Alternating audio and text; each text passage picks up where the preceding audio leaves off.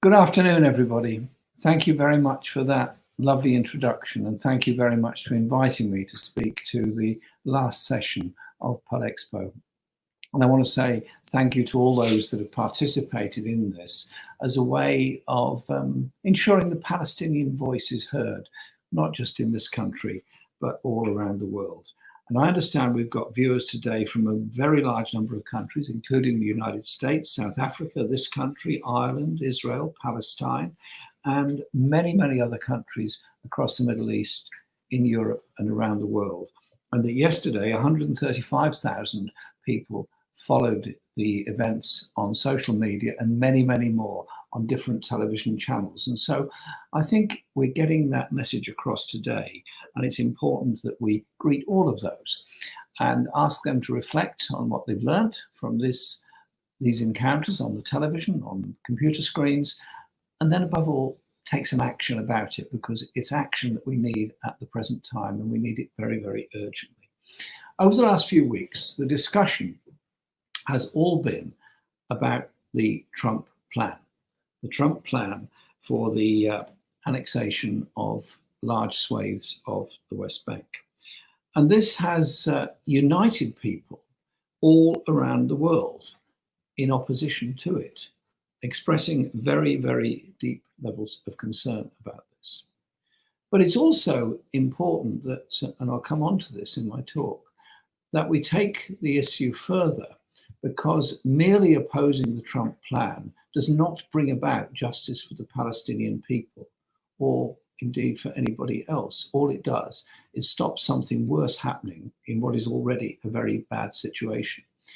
And during my life in Parliament, and as an active member of the Parliamentary Human Rights Group, and I'm now recently appointed as a member of the Council of Europe, my whole concerns have been about human rights being the basis of bringing about peace in any conflict around the world.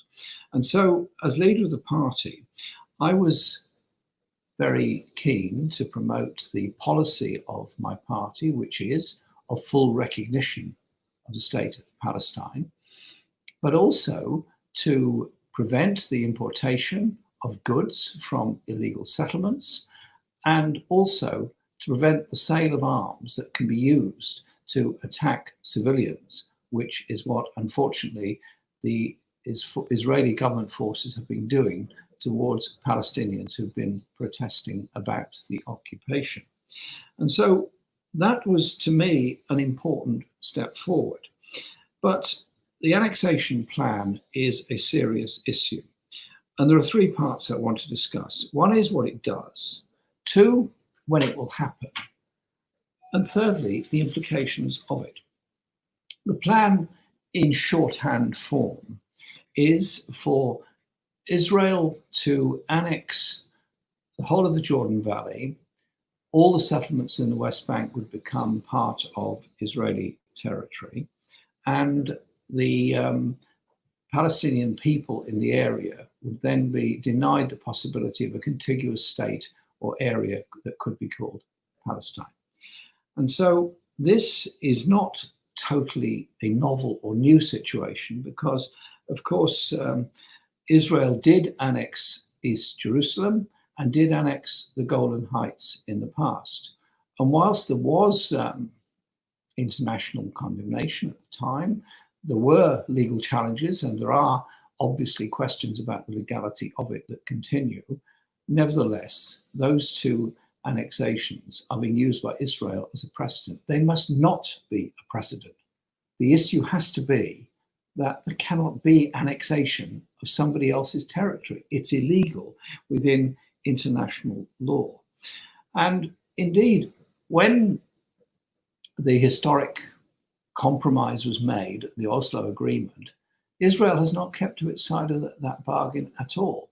And so it's very significant that the PLO and the president of Palestine have now basically deleted all agreements with Israel on security and related issues because of their anger at the way in which the Trump plan is being proposed and the Trump plan is being put forward.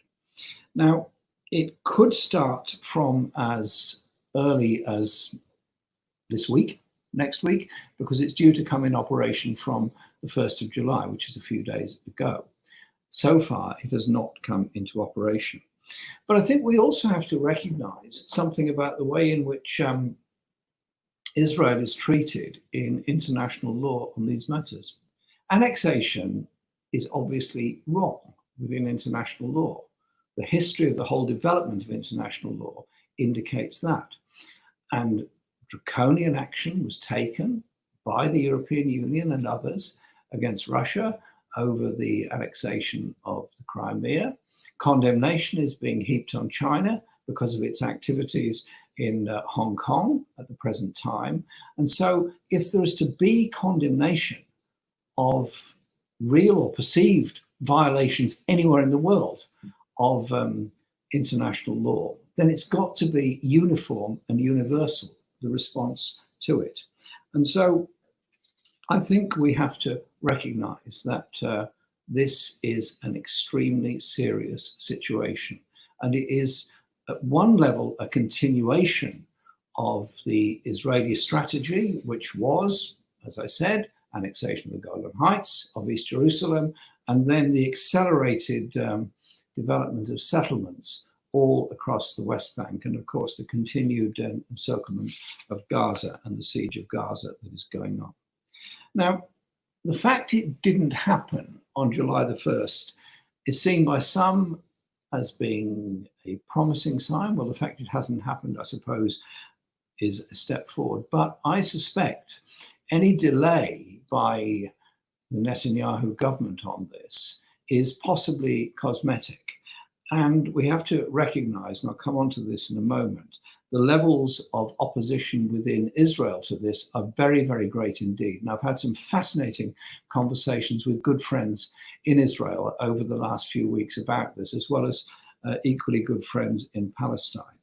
And this could be yet another tactical move in that Israel announces it supports the Trump plan, wishes to go ahead with the annexation of the West Bank, and then doesn't annex as much as it said it was going to annex, and it's then treated as some kind of step forward because they haven't gone as far as they were going to go in the first place.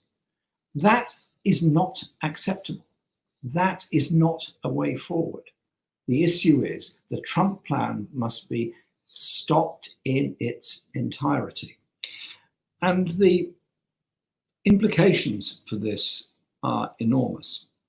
The legal implications are huge. Firstly, occupation is of itself illegal. It would be illegal for any other country to go and occupy another. Israel is a member of the United Nations, is a recognized state, will remain a recognized state. Therefore, it has to abide by international law. And it is in breach of the Fourth Geneva Convention in a number of aspects, and in particular, the question of settlements and the treatment of people who are under occupation. Many who have not looked closely at the whole issues surrounding Palestine, the West Bank, Gaza, and Israel often don't appreciate that it's not just the settlements we're talking about. You have the whole of the West Bank under occupation by Israel. Israel controls entry and exit to Gaza and entry and exit to the West Bank. If you cross from Egypt into Gaza, it's an Israeli control point that you're going through. If you cross the Allenby Bridge from Jordan, it's an Israeli control point you're going through. The people of the West Bank are under occupation. The settlements are a degree further in that they've taken the land away from the Palestinian people and handed it to settlers, which are then protected by the Israeli army, the defense force. And so the settlements are also illegal. What's interesting is that in the details of the proposals, it's much more about taking land of the West Bank, productive land of the West Bank, particularly the super productive Jordan Valley, than it is necessarily taking people. So the annexation will be of land, and the people will be expelled from that land. I've had the privilege of visiting 9 times in Israel, in Gaza, in the West Bank, and the productive land on the Jordan Valley. The area north of the Dead Sea is incredibly beautiful, wonderful area, wonderfully productive land. Yet many Palestinians are not allowed on it, can't use it, can't develop it. And indeed, when Palestinian farmers wish to trade their crops, they have to negotiate with Israel whether they can export them or not. At the moment, it's the strawberry season in Gaza, and Gaza is famous for its strawberries. They have to negotiate with Israel how many they can export. And that simply cannot be right, because obviously if you're exporting perishable goods, they've got to go straight away, otherwise they become rotten and therefore completely useless. And so in opposing that annexation, let's not forget the way in which the Golan Heights was annexed and is taken by Israel to be part of Israel, when in reality it belongs to Syria. And this has nothing to do with whoever the government of Syria is at any one time. It is about the principle of taking part of Syria. Likewise, East Jerusalem was never part of the agreed borders, the 1967 borders. It was without them, out with them, and therefore it should not be annexed and should not be under Israeli control. Now, the political implications of all this are absolutely huge. A couple of weeks ago, I was at a conference call organized by the Friedrich Ebert Foundation, a German foundation, which has set up a number of conferences and calls. And there was a discussion between parties represented in the Knesset, both Israeli Jewish parties as well as Israeli Palestinian parties, along with the PLO and representatives in Ramallah. And it was a fascinating discussion. And having been involved in discussions with all aspects of life for Palestinian people and in Palestine over the last nearly 4 decades, I've never known such a sense of unanimity in opposition to an external plan. People are coming together, whatever their views might be on the long-term future. And I think that is very interesting. The degree of opposition within Israel to this plan is absolutely huge as well. Indeed, the promotion of opposition to the plan by the former Knesset Speaker, Avram Beg, is, I think, a very, very important part of it.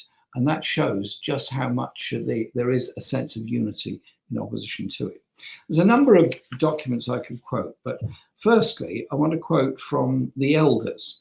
The Elders are former very important world leaders. It was founded by the late Kofi Annan and includes a number of people who are either former General Secretaries of the United Nations or people who were prime ministers, such as Gro Harlem Brundtland, of their own countries. And I just quote what it says on annexation: is fundamentally contrary to the long-term interests of both the Israeli and the Palestinian peoples.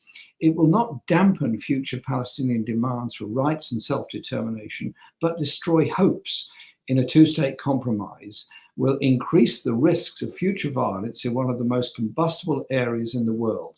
This is what the Elders said in their appeal to European leaders. And they called on European leaders to consider suspending the EU's association agreement with Israel if the annexation goes ahead in any form.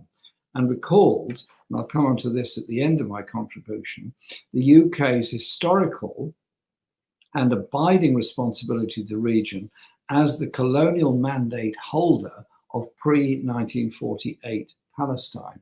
The history of conflict has a long, long reach, and those are the conflicts at the end of the First World War. The second letter I want to quote is that signed by well over 1,000 people, parliamentarians in Europe and around the world, about the annexation of the West Bank. And it says, and I quote, it's being sent to High Representative Borrell: "Dear Foreign Ministers, We parliamentarians from across Europe committed to a rules-based global order share serious concerns about President Trump's plan for the Israeli-Palestinian conflict and the imminent prospect of Israeli annexation of West Bank territory. We're deeply worried about the precedent this would set on an international stage. It goes on to explain Europe's involvement in this over the past few years, and of course the devastating effect that COVID-19 is having on the poorest and most vulnerable people all around the world. And the Palestinians are amongst the poorest and most vulnerable people all around the world. And the European representative, including High Representative Borrell, have stated that the annexation could not pass unchallenged. We fully support this. Acquisition of territory by force has no place in 2020 and must have commensurate consequences. Note that, must have commensurate consequences. Failure to adequately respond would encourage other states with territorial claims to disregard basic principles of international law. The rules-based global order is central to Europe's own long-term stability and security. We have a profound interest and responsibility to protect it. And it's signed by a very large number of people from a wide range of parties: Sinn Féin, Socialist Party, Liberal Democrats, Labour, and Left Green movement in Iceland, and so on, all across Europe. The response of the other people to this has been quite extraordinary as well. The UNHCR statement is a very important one. And it points out that it will be contrary to the UN Charter, what's being proposed. It is already contrary to the Fourth Geneva Convention, what's going on. And it would also include the annexation of 235 illegal settlements, as I explained earlier. And their words, not mine. It says it would create a series of Palestinian Bantustans across the West Bank. And the Palestinian human rights lawyers who've done an incredible amount of work on this pointed out the many, many illegal acts that have been undertaken as part of the occupation of Palestine. And they, on a day-to-day basis, challenge this in every way that they can. Additionally, there are legal challenges going on. In Ireland, there's a proposal from the Economic Authority Occupied Territories Bill, which is that Ireland would be not allowed to trade with goods imported because of the Trump plan annexation into Ireland. This is being challenged by some who say it is out with European law. But there is another legal opinion that says if it is morally outrageous to the country concerned or the people concerned, then it is reasonable to enact a law which at one level appears to be contrary to the association agreement, which of course calls into question the human rights element of the association and trade agreements that have been undertaken between the European Union and Israel. And so I think it is important that it is understood just how broad the opposition is to all of these all of the plans have been put forward. The response by the Palestine Liberation Organization has been, in part, a very impressive document, Looming Annexation, Israel's Denial of Palestine's Right to Exist. And it's impressive in its detail and impressive in its clarity. And the series of articles put forward on annexation, on response, and so on. And if I could quote at great length, but I won't. But I think if I just quote a line that Saeb Erekat has put at the end of his introduction to it. The lack of accountability and impunity enjoyed by Israel for so long should not continue to be tolerated. Despite our everyday difficulties and occasional loss of hope, we move on with resolve and resilience. We will not give up. One day soon, we will be free. And so this debate has been unleashed by the Trump administration's promotion of the plan, But in reality, what it's done is unleashed a worldwide concern and demonstration of anxiety, despite the lockdowns in most countries about demonstrations, and united large numbers of people in Israel and in Palestine against it. Because the reality on the ground for Palestinian people is they have lower living standards than many others. They have a higher level of education standards thanks to the investment in the past by UNRWA in this and the determination of Palestinian people to be educated to the best of their ability. Gaza actually has the highest level of graduates, I think, anywhere in the world, and also amongst the highest levels of unemployment anywhere in the world. And the poverty of many people on the West Bank, the difficulties of accessing medical care, and the daily humiliation of checkpoints. Anyone that's tried to travel across the West Bank and been subject to checkpoint after checkpoint after checkpoint, it's irritating if you're an overseas visitor, it's irritating if you're an outsider visiting.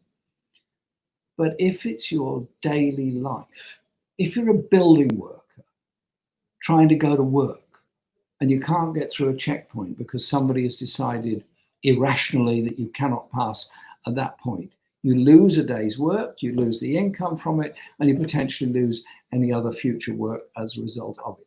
It's that daily humiliation, that grinding presence that makes people very, very angry.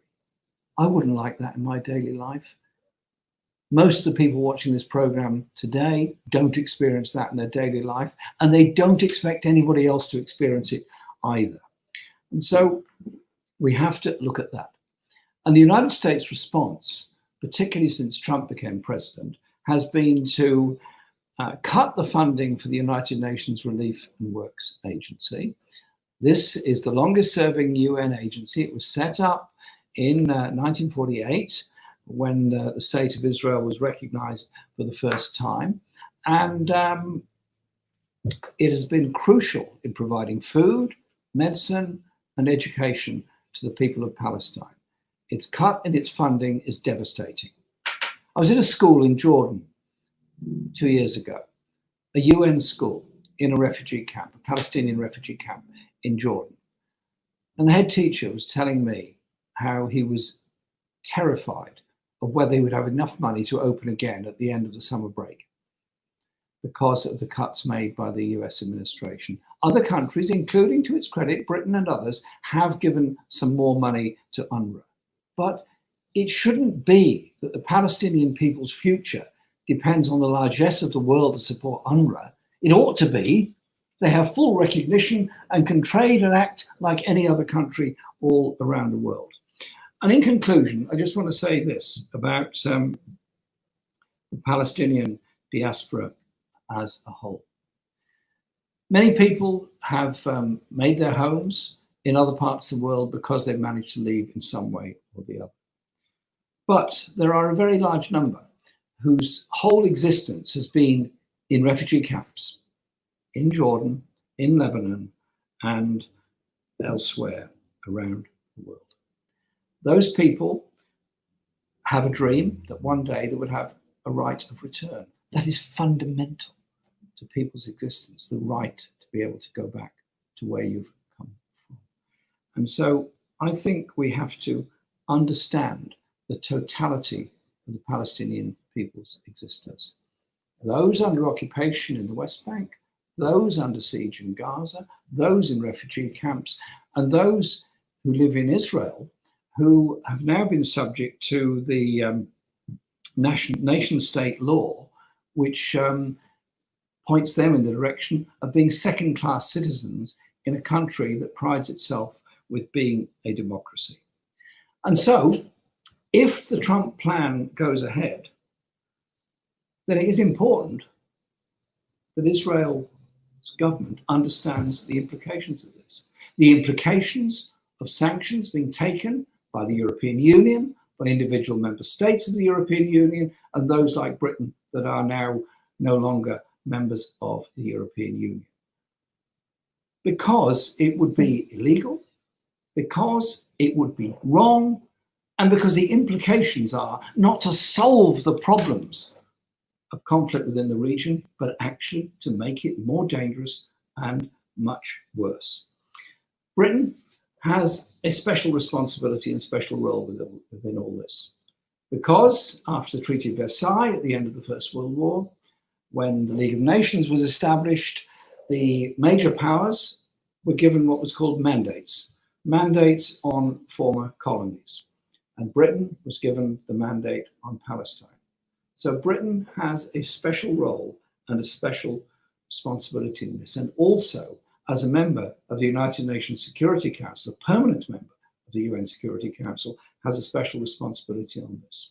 So let's come together and oppose the Trump plan, work with friends all across the world, in every country, particularly including the United States, to make it an issue of the justice and rights of the people of Palestine to enjoy their lives in the way the rest of us want to, and the rights of refugees to be able to live the life they want to lead. Surely, that is not too much to ask.